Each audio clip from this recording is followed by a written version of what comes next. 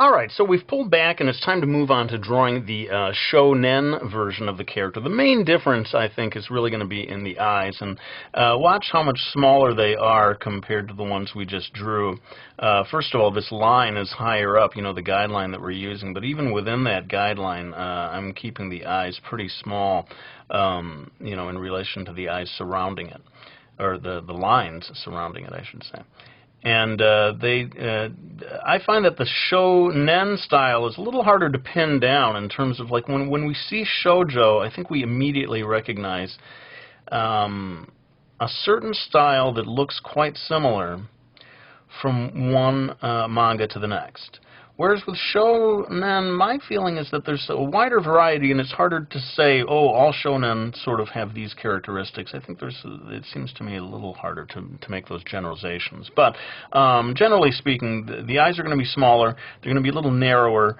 The irises correspondingly end up smaller. But it seems like even within that, the already smaller eyes, the irises themselves are proportionally small even within that. I am going to go ahead and add a fairly similar looking fold of the eyelid line up here. And let's move down to doing the nose. As I said, it sort of falls in the same basic place. I believe the nose gets a little more defined more often than not in the shonen style. So you may see more lines here at the bottom for, like, the nostrils and so forth. And then coming down to the mouth, quite a big difference. You see these very full lips over here.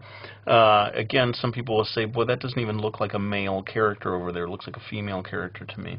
And to be sure, that such is the case in a lot of these shoujo comics. But these shonen comics are maybe going to be a little more careful about not allowing there to be any confusion about whether this is a male or a female character.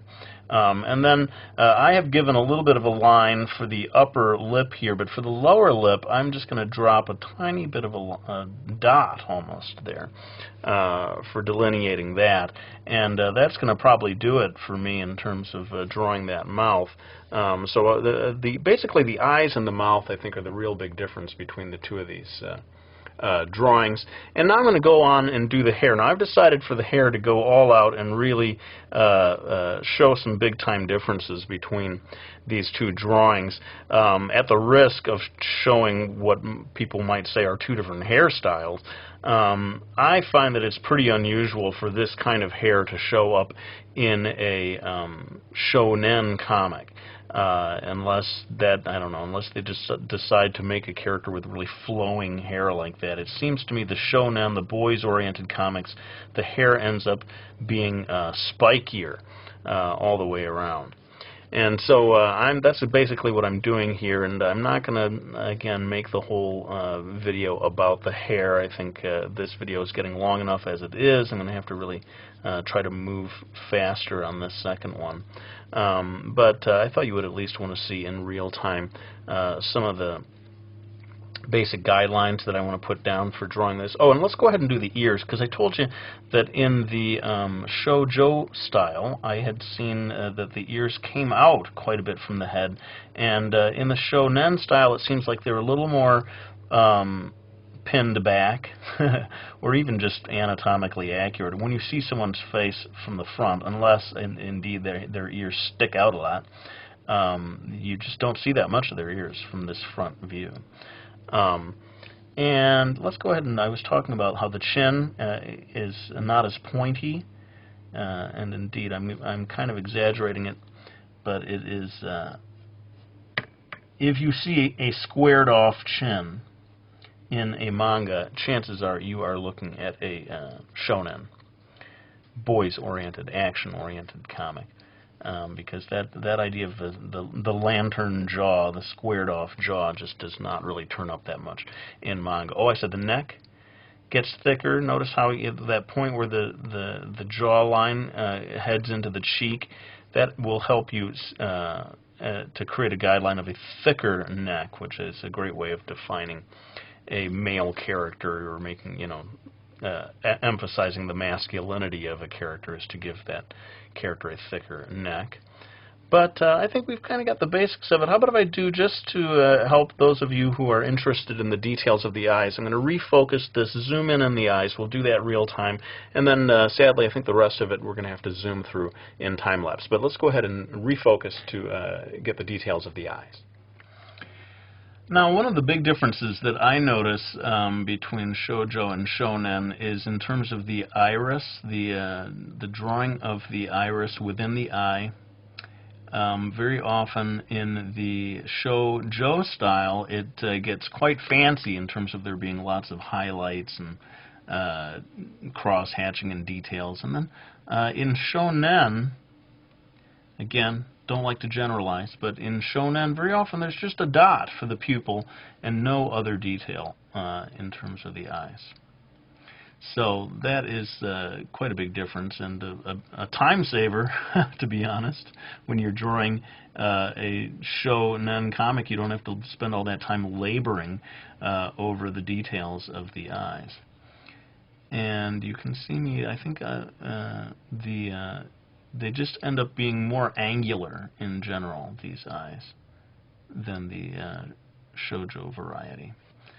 And I'm going to go ahead and get the eyebrows in here. People sort of laugh because whenever I draw a male character in my videos, they always have this very intense, tough guy kind of a look. And then when I do a female character, they've always got the happy, smiley face. As if there's only two different types of characters, the happy female character and the intense, tough, angry male character. Maybe I need to widen my horizons a little bit in that regard. But I think we're probably going to need to wind this video down. Sorry if I zoom through a lot of this too quickly for the tastes of some of you out there who like to follow along in kind of real time almost. But I think it is time to sort of speed things along to get to the end of the video. So I'm going to pull back, refocus so you can see everything, and zoom through the rest of this in time-lapse.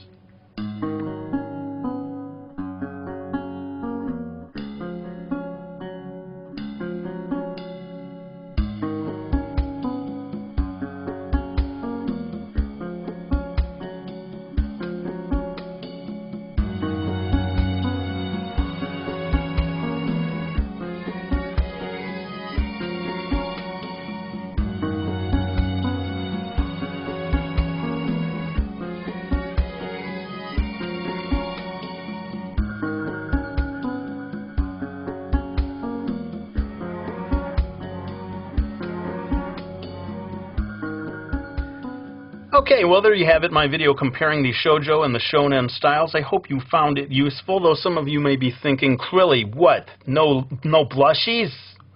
You going to try to sneak out of here without doing the blushies? What gives?